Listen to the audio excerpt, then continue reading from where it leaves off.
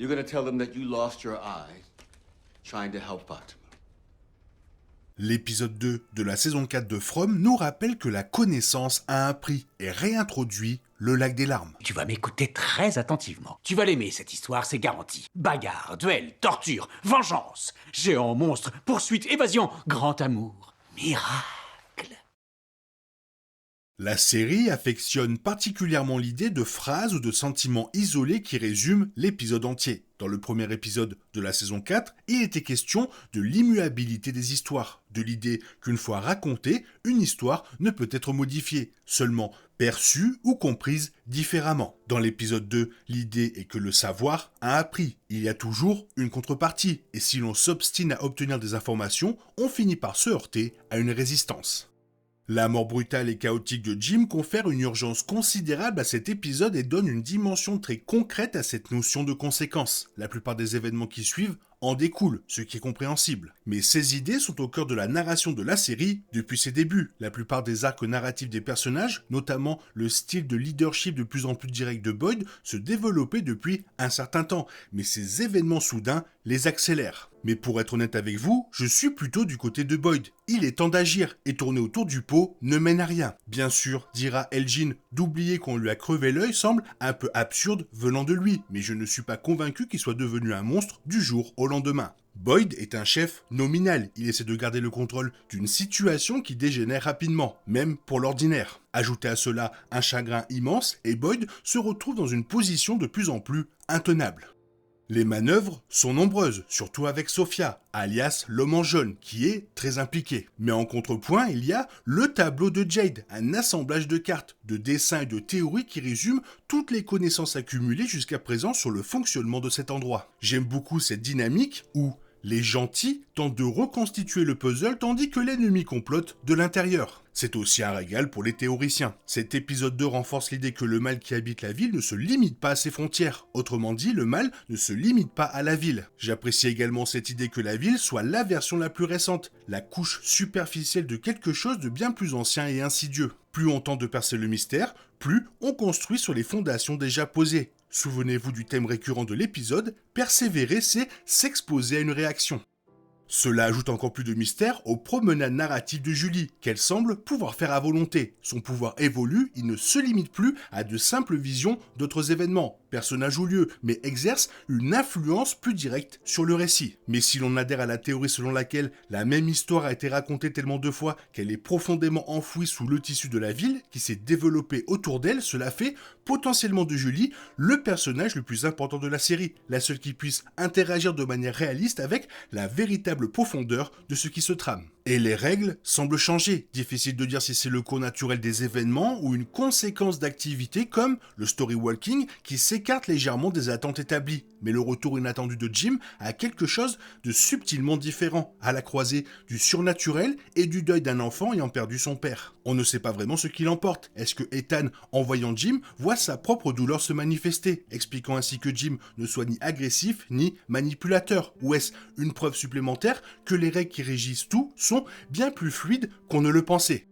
Le seul véritable défaut de cet épisode est que, tandis que le surnaturel et l'intrigue à énigmes prennent une place de plus en plus importante, le drame humain ne semble pas évoluer en conséquence. L'évolution de Boyd est sans doute la meilleure de la série, car même si sa nouvelle approche n'est pas des plus attachantes, elle est, comme je l'ai dit précédemment, compréhensible. C'est l'attitude de quelqu'un piégé dans une ville magique et horrifique où les règles n'ont plus cours. Mais il y a aussi d'autres éléments, comme le refus de Tabitha de croire Ethan sur ce qu'il a vu, et Acosta qui saute dans une ambulance et fait des tours en vain, comme une sorte de rejet symbolique de la ville et des comportements plus que douteux auxquels chacun est contraint pour y survivre. On pourrait arguer que Acosta n'était pas une partisane de la première heure, mais cette série a maintenant suffisamment d'ancienneté pour que quiconque se comporte ainsi finisse par agacer. Et c'est difficile de s'en soucier, car tant de questions passionnantes surgissent à un rythme effréné. Si Boyd est le lien humain qui nous unit à la ville, tout le reste, comme la nature de la mort et de la présence de Jim, les voyages intérieurs de Julie et ce qui se passe avec Ethan,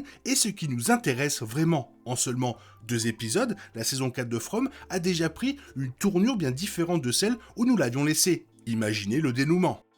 Avec Julie explorant ses pouvoirs de voyage dans le temps et la macabre découverte du corps de Jim par la famille Matthews, cet épisode a fait progresser considérablement le mystère de From. Le développement le plus marquant de l'épisode fut cependant la rencontre de Ethan avec Jim, près de leur camping-car. Bien sûr, Jim est mort à la fin de la saison 3, ce qui rendait la scène mystérieuse en soi, mais ce dont ils ont parlé était encore plus intriguant. Ce fut visiblement un moment doux et cathartique pour Ethan. Ils se sont enlacés et Jim a rempli Ethan d'amour. Au-delà de la légitimité de la rencontre, elle lui a paru très réelle. Puis, Jim a évoqué avec Ethan le lac des larmes, ce lieu dont il avait rêvé lors de leur toute première nuit dans la ville. Dans le premier épisode de la série, Ethan est victime d'une crise d'épilepsie à son arrivée en ville. À son réveil, dans l'épisode 2, il décrit un lac de larmes qu'il perçoit sous forme de dessins d'enfants au crayon. Ces dessins sont par la suite associés à Victor, qui y voit une manière de consigner ses expériences et ses émotions. Cependant, le lac des larmes n'est plus évoqué avant la saison 4. Après quelques mots d'encouragement, Jim confie à Ethan qu'il doit accomplir une mission très importante. Trouver le lac des larmes. Ethan se contente de demander pourquoi nous ne pouvons pas le trouver ensemble, mais l'arrivée de Tabitha provoque la disparition de Jim avant même qu'il ait pu répondre. Cet échange laisse planer de nombreuses interrogations sur le mystérieux lac des larmes et sur ce que Ethan a réellement vu. Les habitants décédés ont pour habitude d'apparaître aux personnages dans les moments difficiles. Boyd a vu le père Katri à plusieurs reprises. Plus récemment, le prêtre défunt a tenté de dissuader Boyd de torturer Elgin. Tom, l'ancien barman du village, est apparu à Jade et lui a prodigué de sages conseils qui l'ont remis sur le droit chemin. Ces interactions n'ont pas été clairement expliquées, mais elles ne semblent pas être le fruit de l'imagination. Plus important encore, elles paraissent bien intentionnées. Lors de leur apparition, les défunts se sont montrés calmes, perspicaces et soucieux de guider les gens sur la bonne voie. Étrangement, l'apparition de Jim sur une bûche près du camping-car semblait presque indépendante de la présence de Ethan. Jim a paru surpris de le voir là. Puis, tout au long de leur conversation, il regardait par-dessus son épaule, comme s'il craignait d'être surpris ou interrompu. En l'absence de réponse concrète, il est possible que cette apparition posthume de Jim soit une nouvelle ruse de la ville, mais les rencontres similaires dont la série a fait preuve tendent à suggérer une explication plus plausible. La surprise de Jim en voyant Ethan et son comportement quelque peu furtif laisse également penser qu'il pourrait être coincé dans ou autour du camping-car, ce qui serait incohérent s'il ne s'agissait pas de lui. Mais surtout, la scène dégageait une chaleur remarquable, une chaleur que les forces maléfiques de la ville semblent incapables de feindre, même lorsqu'elles trompent ses habitants. Sans être davantage exploré dans la saison 1, le lac des larmes semblait être une fausse piste, un autre élément effrayant de la ville, sans grande importance. Toutefois, le fait qu'il soit mentionné par le regretté Jim rend son introduction dans la saison 1 très intentionnelle. La nature de cette conversation confère automatiquement à tout ce qui est abordé un caractère mémorable et significatif. Le fait que From revienne sur un élément mentionné dès son deuxième épisode suggère que la série a travaillé à sa conclusion depuis le début et qu'elle s'apprête maintenant à boucler la boucle de son histoire. Il est particulièrement significatif que Ethan ait découvert l'existence du lac des larmes après avoir fait une crise d'épilepsie dans l'épisode pilote. Depuis, plusieurs autres personnages de From ont eu des crises d'épilepsie, et la saison 4 s'est déjà attachée à en explorer la signification. Après l'arrivée forcée du prêtre, aujourd'hui décédé en ville avec Sophia, Marielle a remarqué qu'il avait fait une crise d'épilepsie, ce qui n'est pas rare dans la ville. Par ailleurs, les crises d'épilepsie ont également été liées à la capacité de Julie à voyager dans le temps. En résumé, il semble que les habitants de la ville vivent des expériences uniques provoquant des crises, toutes liées aux forces surnaturelles de la ville. De ce fait, la crise de Ethan dans l'épisode pilote suggère que son rêve du lac des larmes était plus qu'un simple rêve. From a déjà commencé à explorer le monde au-delà de la ville, ce qui laisse penser que la véritable clé de la fuite se trouve dans la forêt, où les choses sont plus effrayantes et, pour l'instant, plus mystérieuses. Tabitha a découvert le phare qui, lorsque le garçon en blanc l'en a poussé, s'est révélé être une échappatoire temporaire. Le phare est une pièce cruciale du puzzle de From et sa présence implique celle d'une étendue d'eau. Avec Julie qui se laisse porter par les histoires, Tabitha qui découvre le phare et Jim qui charge Ethan de retrouver le lac des larmes, la série place la famille Matthews au cœur de l'intrigue. Puisque la série s'ouvre sur leur arrivée en ville, il est logique, compte tenu de la structure cyclique du récit, qu'il joue un rôle majeur dans son dénouement. Le lac des larmes y jouera probablement un rôle important, même si, pour l'instant, on ignore encore ce que c'est.